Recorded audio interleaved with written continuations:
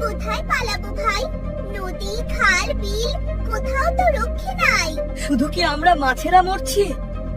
জলে কত রকম প্রাণী সবাই মরছে। আরে পচা পানিতে মানুষও মরছে। আরে ওই বজ্রদানব আসছে, পালা ভাই পালা। কোথায় পালাবো আর? নদী দখল করে তো বড় বড় ইমারত বানিয়েছে মানুষ।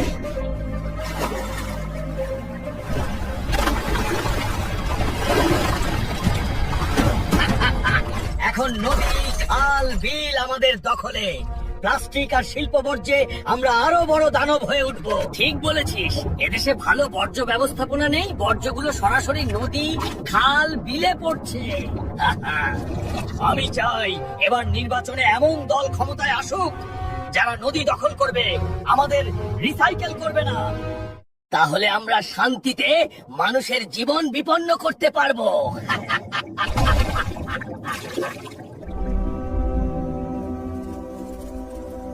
বাবারে, কি দেশে জন্মেছে ভাই! কেন, কি হয়েছে? দেখতে তো পাচ্ছ, প্লাস্টিক, রাসায়নিক আর শিল্প বর্জ্যে ফসলগুলো বিষাক্ত হয়ে গেছে। আমরা যা খাচ্ছি তা যেন বিষ।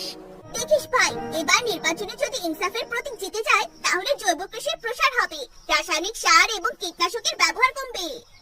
তাই যেন হয়।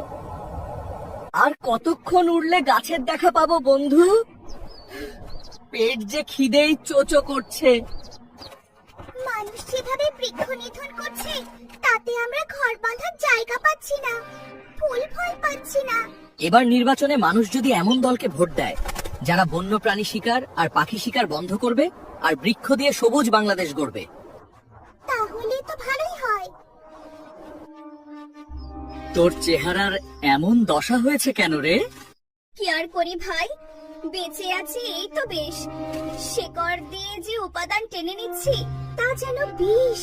আর আমাদের যেভাবে কেটে পরিষ্কার করছে তাতে কিছুদিন পর তো এদেশটা পৃথিবীর সবচেয়ে উষ্ণতম দেশে পরিণত হবে। অথচ ফলজ, বনজ আর ঔষধি গাছ সংরক্ষণ করার কথা মানুষের।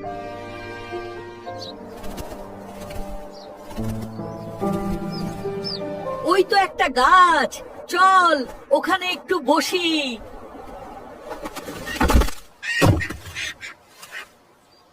আর যে গরমে হাঁটতে পারছি নে। ওই তো